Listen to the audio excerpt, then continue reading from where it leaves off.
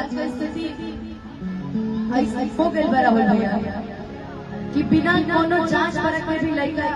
लड़की के ऊपर लोग इल्जाम लगा देते हैं बिना सच्चाई जानने की सच्चाई का हो। अक्सर हर हंसता हुआ चेहरा जरूरी ना हो कि उनका जीवन में खुशी हो, तो वो कम में भी इंसान बड़ा फर्क पड़ता है। कई लोग लड़की लोग में ज्यादा ठीक बड़ी लोग ये नहीं के समझला कि गलती लड़कों की हो सकती है क्यों ना कि प्यार में नहीं थी गोरी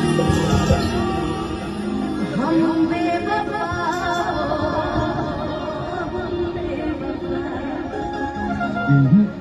कि जब से तो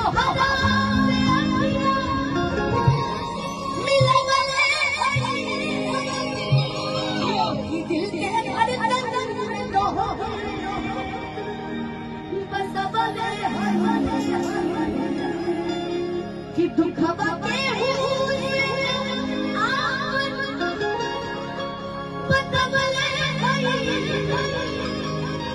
कि लोग